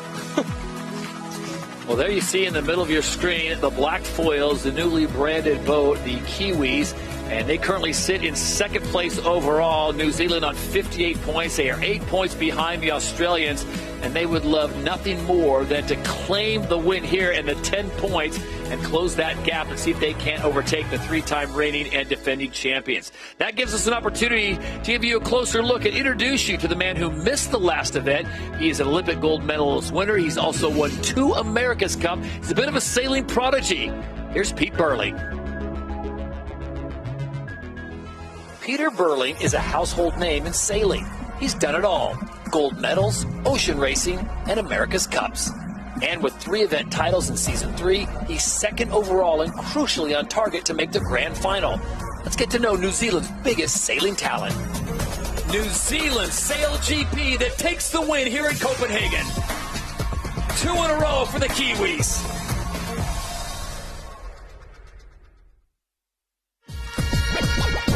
I'm Peter Burling from Tauranga in New Zealand. I first went sailing down in Tauranga pretty young. I was about 8 years old when I first started getting into it. And my dad had done the most sailing. He sailed probably up to when he was about 18 and then didn't sail until actually my brother, who was a bit older than me, got into it. But yeah, then I was kind of getting dragged along and got into it from there. I got no idea what advice I'd give myself 10 years ago, but yeah, I think just to keep having fun, keep enjoying it, and just see where it takes you. Yeah, the first boat I ever had was actually called Jelly Tip. It didn't last very long. It was not the best, but yeah, good fun to learn with, and pretty chuck it up on the beach and do whatever. I'm not even sure I've had a real job, to be fair. I've done a lot of yachting, done a lot of little bits and pieces, but we'll never really say I've had a real job. So many cool spots for such different reasons. Small boats, obviously Lake Garda's always pretty special. On this circuit we've had some pretty amazing memories. Some cool, amazing cities like Chicago. Yeah, I think the perfect conditions for sailing a F50 is anything windy enough that everyone's foiling. People always ask, who inspires you, and for me, it's any Kiwi doing cool things on the world stage. Yeah, I'm not sure where I see myself in 10 years' time. Right now I'm really enjoying competing in this league and Also splitting my time a little bit with the America's Cup, so that's probably like a 5-year outlook. Just see where it takes me. And you could say Peter Burling has a pretty impressive CV as he looks to get the Kiwis out in front of Australia, who have just dominated the leaderboard for the last 3 seasons. Kiwis would love to knock them off. Right now they currently sit 8 points behind, 66 to Australia, 58 to New Zealand, and 52 to Rockwell, Denmark after 8 events. So we'll see how that all plays out. Still in a delay mode here in Lyttelton Harbour. Mammals spotted on the course, so everyone kind of comes to a stop and we wait and see what they do. Right now, we take a look forward as SailGP continues to expand technology and progression. It's all about the next generation of SailGP as we introduce you to some of the technology that they are bringing on board. And this is some amazing stuff, the T-foils. And this will certainly raise the stakes of SailGP and what they're able to do out on the water, because the technology that the T-foils bring in is just next level. As if they needed more, speed is definitely a factor in this sport, and SailGP looking to the new frontier with even more speed. The foils on the F50 lift these epic machines out of the water, just like an aeroplane on a runway. Once it hits the right speed, it can take off to reach nearly 4 times the wind speed. SailGP Technologies is always innovating and improving the F50. A new T-foil is in development in pursuit of speed and resilience. What's unique about the T-foils is that they will be made from titanium instead of carbon fibre. Thinner sections can be manufactured, and therefore there will be less drag on the F50, allowing it to reach faster speeds. Unlike the current fragile L-foils, the new titanium build will be more resilient over the course of the season. The foil is a lot more efficient than what we had before. On the control side, the design of the T-foil makes it a lot easier. With the T-foils, cavitation should onset a lot later, and we should be able to go ultimately faster. One key outcome from real-world testing was the F50's ability to foil in lighter winds than usual. A surprising result, given the T-foils are heavier compared to the existing L-foils. Additionally, the more aggressive foil shape saw a 15% improvement on the current configuration when it came to speed. It will be great for the new teams. Everyone will be starting from level 0. It'll be a fun time when we first put those in. The first iterations of those we hope to see in season 5, so we're looking to implement these changes in the fleet during that time, and obviously go through sea trials with the new equipment to make sure it's performing as it should be. A lot of this work would be done in the break from our last event in July to the first event in season 5, which will be in November. So yeah, exciting times.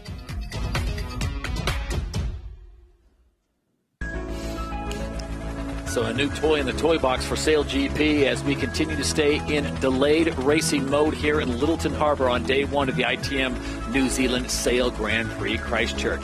Todd Harris, Stevie Morrison, Emily Nagel, and Lisa Darmanin with you as it looks like day 1 may go the way of the mammals and not the ones on board the boats. We wait to see if the Dolphins decide to clear the course. If they do, we race. If they don't, we scratch the day, and the boats continue to stay out there because they only need, as Emily pointed out, 3 to 5 minutes, and they could be up and racing if they get the green light. But right now, it is very, very calm down on the water, and unfortunately, everyone's excited because the conditions are near perfect right now. So it's just drifting around, enjoying the scenery, letting the fans on board, on shore, I should say, have a great time. And then there are 15,000 plus who have made the trek down here to see the world's best sailors. Speaking of the world's best sailors, let's go back down on the water. One of the very best, Lisa Darmanin, is with the Kiwis. Liv, it's been a frustrating day out here today, but what have you guys been up to? I've seen a few crowd flybys. Yeah, it's been a bit of a delay, but yeah, we've been up and down the shore very slowly and checked out the crowd, and it's been awesome. I mean, the energy over there is insane, and so happy to be racing at home. Blair, it's amazing to come to a location like this, but this is part of the game down here. Yeah, it is. I mean, we don't want to be racing if there's mammals on the course. It's no good for anyone. So, unfortunately, there's been a dolphin or Dolphins in the course right since we got out here, so we've just been forced to go slow, and just right as we speak, they've brought the top boundaries down because the Dolphins seem to be at the very top of the course. It's going to be a super short course if we get into this, and we're running out of race window as well, so fingers crossed we can at least get one race in for the fans. Well, you haven't had any training time, but this sort of 24-metre light air board configuration, do you guys feel pretty comfortable with that? Yeah, we do. It's right in the sweet spot. The wind's dropping as we speak here, so hopefully we can get one away before it drops too much, but it's a good configuration, and if we do get to go, we'll still be ripping in this. Well, we saw you actually walk past the grandstand before you went out, and the crowd went absolutely wild. How cool would it be to be able to put on a show for them this afternoon and then again tomorrow? Yeah, I mean, just hearing them before when we were sailing past and then walking through was a pretty unique feeling, actually. It's got to take it all in, and it's really unique for us, so really grateful for everyone who's come out and support, and hopefully get some good racing in, and then a few races tomorrow as well. And Blair, you've launched your new branding, the Black Foils. How cool was that for you as a team? Yeah, it's awesome. It's looking good there on the wing, and just, it's really unique to us as a team. And being from Aotearoa, New Zealand, get to draw off all that sort of history and legacy that other teams have set, wearing the colour black in sporting events, Olympics, World Championships, World Cups, etc. So for us to be able to add to that is awesome. So the Kiwis, they're dressed up, they are ready to go, as they are in the middle of home waters here in beautiful Lyttelton Harbour. As they said, plenty of dolphins on the course right now, and with just one dolphin, you stop. If there's a bunch of them, we really stop. So want to make sure that there is no contact with the mammals here in Lyttelton Harbour. So everyone out there is safe and sound for the time being, including the mammals underwater. Stevie, everyone's still talking about that situation yesterday between Spain and GBR, and I guess I got to wonder, there's a blind spot, but it seems like that should have or could have been avoided. But let's give a special tip of the cap to the crews on shore that made those repairs. The Diego Botín one, that was sensational. Make sure they got the Botín sticker right back in there, near perfect fix. Well, yeah, the devil's in the detail, isn't it? And they did get it back together, but it was just a real mishap. There was plenty of opportunities for people to see that. Clearly caught them off guard, and just the great news is that no one was hurt in that. Bit of carbon that can be buffed back into shape. So both boats are out on the water. Unfortunately, not racing today because mammals on the course, and that has brought a complete halt to any racing taking place here at day number 1 of the ITM New Zealand Sail Grand Prix in Christchurch. We can't tell you the Season 4 Championship leaderboard is as follows, with Australia, the 3-time reigning and defending champions, out in front. 66 points. New Zealand sits in second. They were looking to make some moves here today. They'll still have an opportunity tomorrow with a second day of racing. And then Rockwell, Denmark sits in third. Then it's Spain in fourth, just on the outside looking in. France has been consistent, but just has not been able to crack the top 3, the new squad for the USA. And then there's the big drop from Emirates GBR. They were tied with France and the USA on 45 points. Unfortunately, because of that contact, they are docked 4 season points, and they drop back to 7th place in 41 points. So a little bit of drama on practice day, and that's why we always watch that. Before we say goodbye and we cancel on day number 1, we want to talk about what's to come. Emily, the conditions for tomorrow look to be pretty good because we have got racing to get underway so we can crown someone a champion here in New Zealand. The conditions for tomorrow look epic. We should have well over 20 kilometres now of wind. It's another sea breeze, so it's going to be a really consistent condition. Similar courses today, so I'd expect some really good racing. Let's just hope the Dolphins stay well clear. That's right. I mean, it's perfect conditions today, and of course we're powered by nature. Nature looks like it's going to turn up tomorrow, but the race course involves a bit of nature as well. So, oh yeah, I mean, it's so sad to see such an incredible turnout from the fans, the amazing boats, and what we saw last year to be the perfect racetrack. But tomorrow's another day, and look forward to it. Well, that's going to bring our day to a conclusion here. Event number 9, Season 4, the ITM New Zealand Sail Grand Prix in Christchurch. Day number 1 goes the way of the Dolphins, and we'll try again tomorrow. On behalf of Lisa Darman and Emily Nagel and Stevie Morrison, I'm Todd Harris saying so long for now from Christchurch.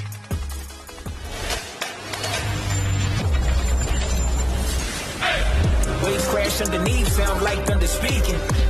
Flying carbon machines driven by the world's best. Yes, powered by nature, powered by nature.